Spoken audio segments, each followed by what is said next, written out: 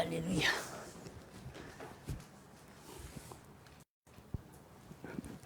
Bonjour à tous. Bonjour, bonjour. C'est ce qui est merveilleux, pasteur, ce qui est merveilleux, pasteur, je veux dire quelque chose, Oui. pasteur, qui est merveilleux. Avec tout ça, tous les après-midi, un jour, nous, on va se mettre là, tranquille, dans le repos. Et voilà, parce que tout ce qui se passe après-midi, Diane, Cynthia a fait un grand sourire, merveilleux. Euh, Marie-Hélène aussi. Donc, on va bien se reposer. On va bien se reposer. Ouais, on va se reposer, on va profiter. Ouais, ça c'est merveilleux. Un peuple qui se lève. Et donc,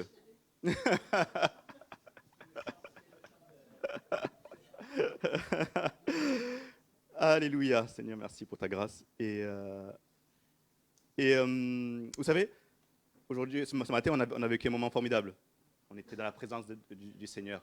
Il y avait cette chaleur, cette chaleur que lui seul peut nous donner. Et je vais vous dire, je vous fais un petit témoignage. Là, moi, dans mon immeuble, dans mon appartement, malheureusement, c'est chauffage collectif. Mais qu'est-ce qui se passe? Je sais pas, il tarde à nous chauffer, à mettre le chauffage. Je sais pas si vous, en ce moment, c'est pareil. Donc, dans l'appartement, il fait 18 degrés. C'est terrible, 18 degrés l'appartement. 19 degrés. Donc, alors je suis obligé chaque fois d'ouvrir en grand les rideaux et pour que le soleil chauffe. Donc, c'est terrible. Donc, je suis avec mon sweatshirt, avec la capuche, là, comme ça, avec ma couverture, avec un semblant de charentaise. Pas des charentaises, mais c'est des chaussons, avec mes chaussettes d'hiver, avec mon survêtement, tout ça. En plus, il est rouge, il est survêtement rouge. Truc comme ça, je marche, je suis là, je tousse avec mon petit mouchoir. Mais, donc, avec Lauriane, elle est là aussi, avec sa capuche, elle aussi, elle est comme ça. On se dit, mais qu'est-ce qui se passe? Est-ce que c'est le fait d'être au 7e étage qui fait ça? Et après, on ne sait pas, on ne comprend pas, donc on est là, on subit. Alors, je crois que c'est la seule période de ma vie où j'ai bu autant d'infusions, je crois. Limon, tu veux une infusion? Oui, je veux une infusion, s'il te plaît. Tu veux une infusion? J'en bois 4-5 par jour. Et, et vous savez, le seul... Et le seul moyen pour nous d'être à la chaleur, c'était de la présence de Dieu. Parce que la chair est dépouillée. La chair n'est plus impactée par l'environnement. Hein? Donc c'est ce qu'on a ressenti. Et c'est vrai que c'était un témoignage formidable. Et c'est pour ça que là, je demeure plus au 7e étage, place de Strasbourg, je demeure dans la maison des Éternels. Et vous êtes sûr d'avoir chaud, d'accord? Vous êtes sûr d'avoir chaud. Et c'est pas de la démagogie, c'est la vérité. Et hier, le groupe d'évangélisation a apporté de la chaleur. Apporter la chaleur, apporter la lumière. Hein? Alléluia. Merci Seigneur. Donc aujourd'hui, on va aller dans le livre d'Esther, s'il vous plaît, chapitre 5. Je ne vais pas vous expliquer, tout le monde connaît ce livre merveilleux, Esther. Chapitre 5, on va verser 1 à 3. Il y a une petite introduction avant de commencer. Esther, on a vu, ils disent que son nom veut dire myrte. Myrte. Et c'est une feuille, c'est une plante, et elle a une forme d'étoile. Cette plante a une forme d'étoile, et une forme d'étoile, exactement. Et les Juifs, pour eux, c'est très important, cette forme d'étoile. Et tout à l'heure, quand je lisais Esther, et que cette forme d'étoile, quand j'étais comme saisi, et je me suis rappelé à ce que Dieu a dit à Abraham. Il a dit, Abraham, regarde le ciel. Et qu'est-ce qu'il a dit à Abraham? Regarde le ciel, regarde contre les étoiles. N'est-ce pas merveilleux d'être considéré comme une étoile du peuple de l'Éternel? Vous êtes une étoile, nous sommes des étoiles du peuple de l'Éternel, de la promesse, le peuple de la promesse. Une alliance éternelle. La parole dit même cette alliance, il a érigé en loi en Jacob. Il a érigé en loi en Jacob. Personne ne peut aller contre cette loi, d'être enfant de Dieu. Amen. Allez, chapitre 5, versets 1 à 3.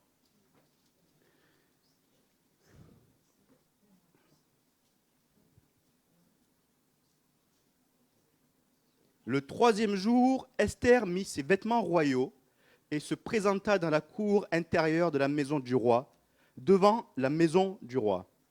Le roi était assis sur son trône royal, dans la maison royale, en face de l'entrée de la maison.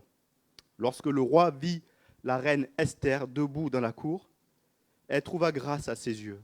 Et le roi tendit à Esther le sceptre d'or qu'il tenait à la main. Esther s'approcha et toucha le bout du sceptre. Le roi lui dit, « Qu'as-tu, reine Esther, et que demandes-tu?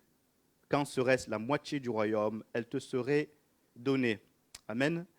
Alléluia. Nous avons la scène où c'est Esther qui marche dans la salle du roi, dans la cour intérieure. Et cette scène devait être très difficile pour Esther parce que c'était une loi. Il y avait une loi qui disait que personne ne pouvait s'approcher du roi tant qu'il n'avait pas convoqué. Personne ne pouvait s'approcher, si c'était passible de mort, de la peine de mort. Et Esther, même, elle en parle. Elle en parle à Attaque, qui était celui qui faisait le lien entre Mardoché et elle. Donc c'était l'eunuque du roi. Et elle-même, elle le dit clairement, elle le dit dans le chapitre 4, verset 11, elle dit, chapitre 4, verset 11, elle-même le dit clairement que c'est passible de mort. Elle dit, tous les serviteurs du roi et le peuple des provinces du roi savent qu'il existe une loi prescrivant la peine de mort contre quiconque, homme ou femme, entre chez le roi, dans la cour intérieure, sans avoir été appelé. Celui-là seul a la vie sauve, à qui le roi tend le sceptre d'or. Et moi, je n'ai point été appelé auprès du roi depuis 30 jours. C'était une loi. Personne ne pouvait s'y soustraire, même pas la reine. Même pas Esther ne pouvait s'y soustraire. C'était une loi du roi. Elle devait absolument passer par le roi pour aider son peuple. Elle ne pouvait pas faire autrement, elle devait absolument voir le roi pour sauver son peuple qui était en danger. C'est celui qui avait la seule autorité. C'est le seul qui a l'autorité. Et j'irai encore plus loin. Et il a l'autorité de vie et de mort. Il a l'autorité de vie et de mort. Et sur tout son territoire, c'est lui qui décide qui vit et qui meurt. De plus, le roi était hostile, si on comprend le contexte, le roi était hostile, avait un sentiment hostile envers le peuple juif. Vraiment, il y avait une hostilité envers le peuple juif. Donc, imaginez Esther, son peuple, elle marche dans la cour du roi, elle sait que c'est une loi et que c'est interdit d'y aller sans avoir été appelée. Elle met ses plus beaux vêtements et elle va voir le roi. Voici le courage d'Esther, d'accord? Cela nous rappelle encore une loi du tabernacle. Qui connaît cette loi du tabernacle dans l'Ancien Testament? Que personne ne pouvait être à la présence de l'Éternel. À part le souverain sacrificateur, une fois par an. Et surtout, il était clair qu'il devait faire très attention quand il entrait dans le lieu très saint. Parce que s'il y avait un manquement, il tombait direct. Voilà pourquoi il y avait une ficelle. Voilà pourquoi il y avait un câble. Ils avaient un câble. Quand ils rentraient, les souverains sacrificateurs, ils avaient un câble et pour les tirer au cas où il y avait un problème. Parce que les autres ne pouvaient pas rentrer aussi. Donc, moi j'aime bien qu'il y en a qui rentrent, on comprend, il meurt, je rentrais. Donc, c'est pour ça qu'il y avait un câble et il est tiré. Donc, cela nous rappelle une loi qui fait que la présence de Dieu était interdite à qui que ce soit. Je parle du lieu très saint, était interdite. Là où il y a le tabernacle, la présence de Dieu était interdite à qui que ce soit. Et Esther, vous avez vu qu'Esther a fait 3 jours de jeûne, sans boire, sans manger. Au bout de 3 jours de jeûne, elle est venue, elle s'est levée pour aller voir le roi. Elle était rassurée, elle était fortifiée par ces 3 jours de jeûne. Elle s'est dit, allez, je vais voir le roi pour mon peuple. Revêtue elle était revêtue d'un vêtement royal. Elle a mis tous ses plus beaux vêtements. Tous ses plus beaux vêtements et dès la cour intérieure, le roi a vu Esther habillée du vêtement royal et tout de suite, qu'est-ce qu'il a dit? Qu'est-ce qu'il s'est dit à parole? Elle trouva grâce à ses yeux.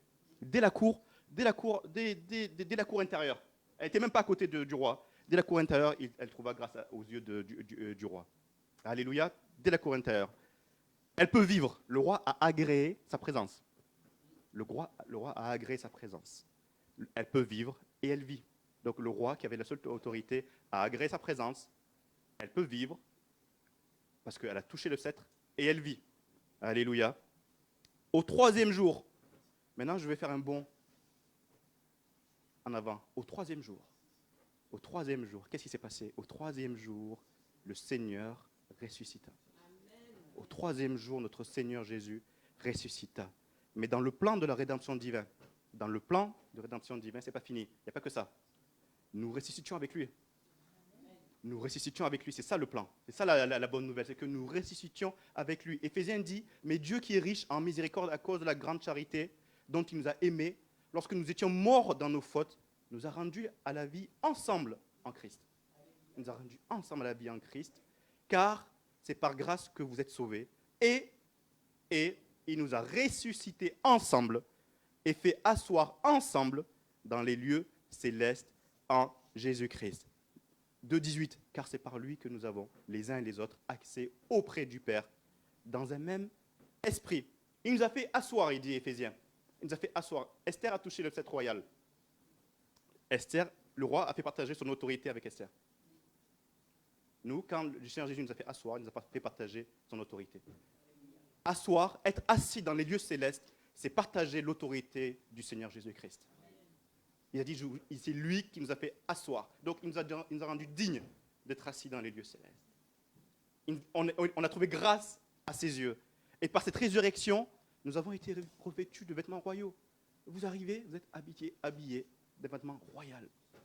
Il n'y a que lui qui peut vous habiller de vêtements royaux. Déjà dans la cour intérieure, vous êtes habillés de vêtements royaux. Et vous avez trouvé grâce aux yeux du Père. Et nous avons trouvé grâce aux yeux de qui? De l'Éternel, du Père de notre Seigneur Jésus-Christ, du Créateur de toutes choses, du Créateur de l'univers. Hier, je parlais à Abraham, je lui ai dit, tu sais Abraham, dans les psaumes, ça m'a touché. La parole, le psaume dit que Dieu crée même le chemin pour l'éclair. Vous imaginez à quel point il est puissant. Nous, on est là, on est émerveillés. Oula, t'as vu ça? Oh, c'est merveilleux là. C'est Dieu qui a créé le chemin pour l'éclair. Ce chemin que nous, on pense que c'est comme ça par hasard, c'est Dieu qui a créé le chemin pour l'éclair. Donc, il nous a donné accès à ce Père. Il nous a donné accès à ce Créateur. Nous pouvons nous approcher sans rougir. Sans rougir. Nous pouvons nous approcher sans crainte, car nous marchons couverts du sang de la rédemption.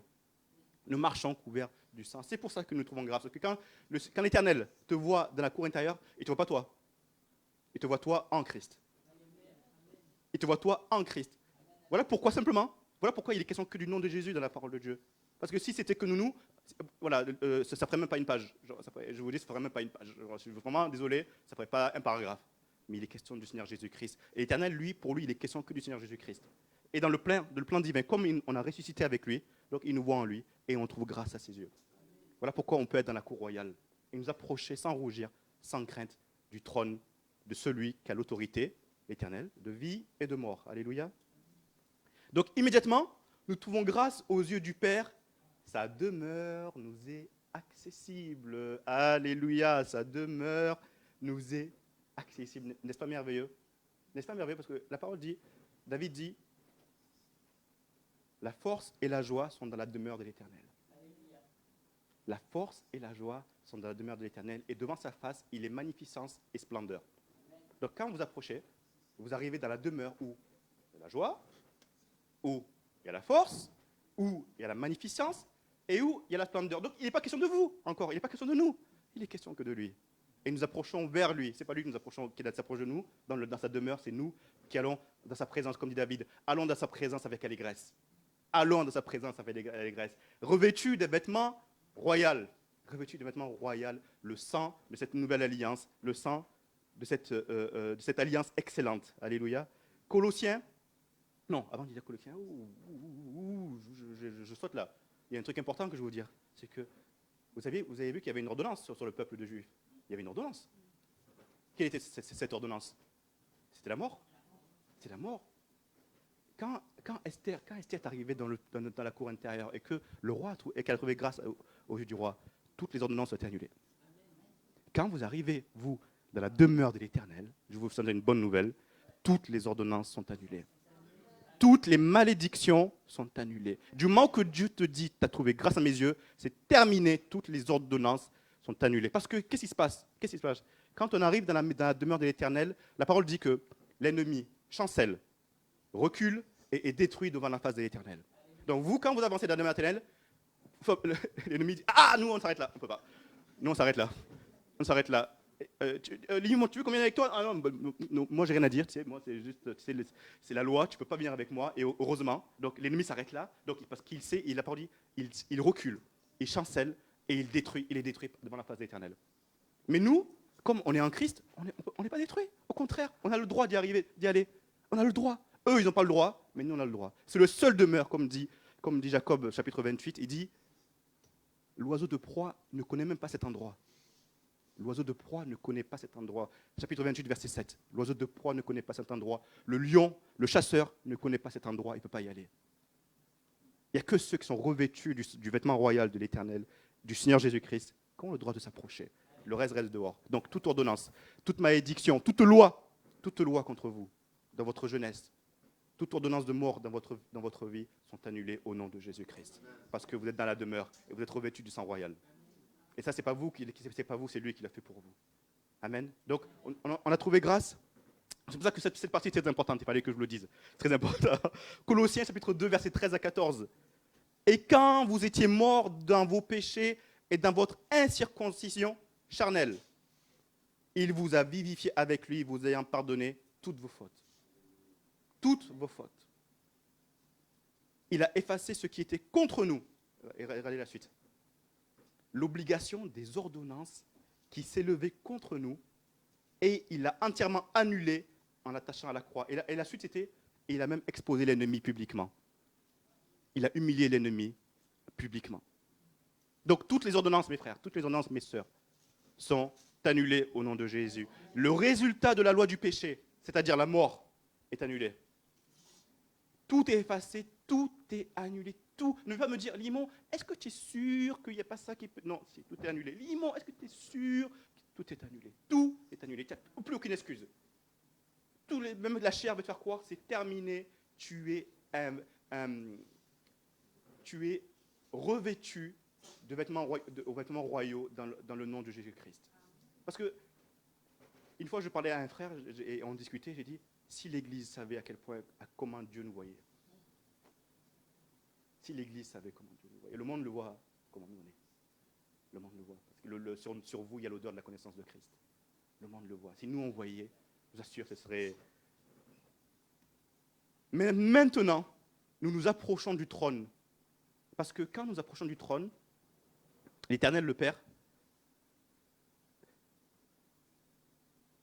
comme le Père, le Nouveau Testament dit, comme le Père a répandu l'odeur de la connaissance de Christ sur nous, nous avons le droit de nous approcher du trône de la grâce de l'Éternel. Ce que vous dégagez, ce qui est mort pour l'ennemi, est vie pour vous. Parce que l'odeur de la connaissance de Christ est sur vous. Cette même parole où vous avez été délivrés, cette même parole, elle juge l'ennemi. Vous voyez la grâce que Dieu nous fait. Nous, on s'approche du trône, l'ennemi s'éloigne. Et il part en courant. Alléluia. Ce témoignage, vraiment, de cette vie d'Esther est magnifique. Et surtout, ce n'est pas terminé. Ce n'est pas terminé parce que le roi dit à Esther, demande à Esther, dit à Esther, quelle est ta demande? Et il te sera accordé, même si c'est la moitié du royaume. Vous vous souvenez, on l'a lu ensemble. Hein? Notre Père Céleste vous a donné encore une réponse. Vous a dit quelque chose. Il dit, et ce que vous demanderez en mon nom, je le ferai, afin que le Père soit glorifié dans le Fils. Si vous demandez quelque chose en mon nom, je le ferai. Notre Dieu dépasse toutes vos attentes. Regardez la scène. Vous vous approchez du trône de la grâce, d'accord? Vous approchez du trône de justice. Dans le nom de Jésus-Christ, attention, hein, vous approchez du trône. Vous marchez. Vous marchez. Le Père dit, qu'est-ce que tu veux? Et toi, tu commences à ouvrir la bouche, bam! Le Père, il parle avant toi. Le Père parle avant toi. Le Père n'est pas silencieux. La parole dit que le Père n'est pas silencieux. Le Père parle avant toi. Il te dit que tu as l'héritage de toutes les nations. Tu as l'héritage de toutes les nations. Le roi a dit à Esther, même la moitié du royaume, tiens. Mais le Père, lui, ça c'est terrestre. Moi, je te donne l'héritage des nations. Hier, le groupe d'évangélisation avec le pasteur, ils ont vu ce que c'était l'héritage des nations. Ils ont vu ce que c'était vivre l'héritage des nations à l'hôpital. Ils ont vu ce que c'était vivre l'héritage des nations à la plaine. Ils ont vu ce que c'était vivre l'héritage des nations au cours Julien. Je te donne l'héritage. Avant même que tu parles, avant même que je parle, tu connaissais ma parole éternelle, dit David. Avant même que je parle devant le trône, avant même que tu parles, Dieu connaît tes besoins. C'est-à-dire que parce que tu t'approches du trône, sans penser à tes besoins, tu t'approches du trône juste pour lui. Et quand tu t'approches du trône pour l'éternel, il dépasse ses attentes. Il va te donner plus que tu as besoin. Parce que ce qu'il est plus important que ton besoin. Esther, elle n'allait pas pour elle-même. Elle n'allait pas pour ses propres besoins. Oui, tu sais, roi, ça fait 30 ans que tu ne m'as pas vu quand même. Qu'est-ce qu'il y a? T'as honte de moi? T'as peur de moi? Tu fais ça? Ça fait 30 jours quand même, les autres elles se moquent de moi. Là, ça craint, tout le monde regarde, tout le monde pense que voilà, je suis malade. Tout le monde... Non, ça, c'est pas son problème. Elle allait... Parce qu'il y avait une cause plus grande. Et la cause plus grande que nous, on a, c'est quoi? David dit, le Seigneur nous a sauvés, nous a rassemblés, nous a retirés des nations. Pourquoi? Pour glorifier son nom. Ensemble, pour glorifier son nom. Et quand on approche du trône, on glorifie le nom de l'Éternel. On glorifie le nom de l'Éternel. Nous allons boire l'Éternel. Nous allons célébrer le nom de l'Éternel. Notre Dieu dépasse toutes nos attentes. Voilà ce que dit le psaume 82, verset 8. Lève-toi, ô Dieu, juge la terre, car tu posséderas en héritage toutes les nations. De qui on parle là? De qui on parle? Lève-toi, ô Dieu, juge la terre, car tu posséderas en héritage toutes les nations. De qui on parle? De notre Seigneur? On parle de notre Seigneur Jésus-Christ. Et ce n'est pas fini. Psaume 111, versets 5 à 6. Il donne à vivre à ceux qui le craignent, d'accord? Il se souvient toujours de son alliance. Et ce n'est pas fini. Il a fait connaître à son peuple la force de ses œuvres en lui donnant quoi? L'héritage des nations. Et ça, c'est nous. Donc, 82, c'est notre Seigneur. 111, c'est nous. Ça veut dire quoi? Nous sommes co-héritiers. Comme Dieu a donné l'héritage à notre Seigneur, étant co-héritiers, nous aussi, on a l'héritage des nations. N'est-ce pas merveilleux? Parce que nous sommes en lui. Parce que notre position est en lui. Parce que notre position est en lui. C'est-à-dire que nous n'avons plus aucune excuse pour ne pas nous approcher du trône de la grâce. Tu as un besoin? Dieu veut dire, quand tu arrives au trône, tu t'appuies tout devant, Seigneur, pardonne-moi mes péchés, Seigneur. Seigneur, pardonne-moi mes péchés. Tu t'approches du trône, tu cherches, tu glorifies son nom. Et qu'est-ce qui se passe en t'approchant du trône? Qu'est-ce qui se passe? Tous tes besoins pâlissent. Tous tes besoins disparaissent. Parce que ton seul besoin, c'est la face et la bénédiction de l'Éternel. Tous tes besoins pâlissent. Le chant dit, et tout pâlisse à ta lumière. Oh, je t'adore quand toutes les choses pâlissent. C'est ça veut dire. Pâlissent. C'est-à-dire que quand on arrive devant le trône, toutes choses pâlissent à sa lumière. Tout. Vous allez dire, même vous, j'ai même pas pensé à mes besoins. C'est sûr. Vous arrivez au trône. Allô Diane, c'est Limimon. Oui, Limimon, ça va? Ah oui, ça va. Diane, oui, je t'appelais pour avoir des nouvelles. Ouais, mais Limon, ça va, tranquille, ouais, tout va bien, Limon, tout va bien. Diane, toi, tu es allé au trône de la grâce aujourd'hui, non? Ça se voit. Ça se voit. Et ça se voit, ça se sent. Pasteur, encore aujourd'hui, tu es allé au trône de la grâce? Oui, encore aujourd'hui, je suis allé au trône de la grâce. Parce que c'est là que je vais chercher ma joie et ma force. Il n'y a pas d'autre lieu. Il n'y a pas d'autre lieu. Il n'y a pas d'autre lieu. Isabelle, est-ce que je peux venir avec toi la prochaine fois? Est-ce que je peux venir avec toi la prochaine fois dans la demeure d'Éternel, ensemble, comme il a dit, unis en esprit? Et ce matin à 10h, on est venus ensemble, unis en esprit, un même peuple, devant le trône de la grâce et devant pour glorifier l'Éternel. David, il dit aux Lévites, faites des cymbales. Il dit aux sacrificateurs, faites des trompettes autour du tabernacle. Dans la présence de l'Éternel. Dans la présence de l'Éternel. Et voilà, donc, il nous donne l'héritage des nations. Esther, il lui a dit, je te donne une moitié de peuple, nous, il nous donne l'héritage des nations. Toutes les ordonnances du peuple juif ont été annulées. Toutes les ordonnances sur nous ont été annulées. Quoi que tu aies fait, toutes les ordonnances ont été annulées. Et c'est Dieu qui parle. C'est pas l'ignorance, c'est Dieu qui parle. Toutes les ordonnances ont été annulées. Quoi que tu aies fait, tu as le droit, et tu peux, et tu dois t'approcher du trône de la grâce. Amen. Christ est ressuscité. En Christ, tu es ressuscité. En Christ, tu vis. En Christ, toutes les ordonnances ont été annulées. En Christ, tu es revêtu de vêtements royaux. En Christ, tu te tiens devant le trône, devant la face de l'Éternel. Voilà notre bénédiction. Alors, avec ça, qui va me dire, Limon, j'ai besoin de ça. Tu vas dire, Limon, moi, j'ai besoin de la face de l'Éternel. Moi, j'ai besoin de la face de l'Éternel. Moi, j'ai besoin de me tenir devant l'Éternel. Moi, j'ai besoin de glorifier son nom. Moi, j'ai besoin de rendre grâce à son saint nom. Moi, j'ai besoin de célébrer son nom. Le nom de Jésus qui délivre, le nom de Jésus qui libère, le nom de Jésus qui bénit, le nom de Jésus qui guérit. Au nom de Jésus, vous avez tout compris ou pas? Amen. Amen. Vous savez maintenant où aller? Amen. Hein? Vous savez où aller? Vous savez que quand on vient ensemble aux 12 rues Fortières, on ne va pas aux 12 Fortières, on va dans la demeure de l'Éternel. Amen. Et ça, c'est par la foi. Par la foi. La foi on espère, c'est-à-dire qu'on va... Quelle est votre espérance? Quelle est votre espérance, mes frères? Quelle est votre espérance, mes sœurs? C'est d'être d'être devant l'Éternel. Alors la foi, Jésus va animer votre foi, dit, ça me plaît. Ça me plaît. L'Éternel dit, ça me plaît. Parce que mon enfant a compris ce que j'ai fait depuis l'éternité. Le plan de la rédemption, ce n'est pas pour le sauver simplement, c'est pour qu'il soit dans ma présence. C'est ça le plan de la rédemption. C'est ça qu'il a fait. C'est pour ça que Dieu s'est démené. Il s'est démené, que le peuple juif n'a pas compris. Il s'est démené pour que nous soyons là devant lui, dans le trône devant lui. Parce qu'il a dit c'est terminé. C'est fini. C'est fini. Il n'y a plus d'inimitié. Il n'y a plus d'inimitié. J'ai tout fait pour vous, pour que vous soyez là. Donc vous êtes là, dans l'attente. Dans l'attente. Dans l'attente. Dans l'attente. La parole dit, c'est Jérémie qui dit silence devant le trône de l'Éternel. Parce qu'il va vous parler. Silence, il dit silence devant le trône de l'Éternel. Il va vous parler, il va vous bénir. Amen. Et ce sujet était très important parce que le pasteur insiste beaucoup en ce moment sur la présence de Dieu. Donc, la présence de Dieu qui devient notre souverain bien. Jésus on fait de Jésus nos délices et de la parole notre plus grand trésor. Et ça, je vous garantis, mes frères, la victoire est assurée. La victoire est assurée. La joie est assurée, la force est assurée. Parce que la main du Seigneur est sur vous et dans sa main réside la puissance et la force. Dans sa main réside la bénédiction. Dans sa main réside la justice. C'est-à-dire que là où vous allez, Dieu vous fera justice, parce que la présence de Dieu est en vous. Parce que vous demeurez sous l'abri du Très-Haut. Demeurer sous l'abri du Très-Haut, c'est demeurer à côté de lui tout le temps. C'est qu'à chaque fois que vous allez invoquer le nom, c'est-à-dire que vous tapez à la porte, Dieu vous ouvre. Dieu vous ouvre. Dieu vous ouvre. Amen. Amen. Que le Seigneur vous bénisse. Encore une fois, donc vous savez où il faut aller.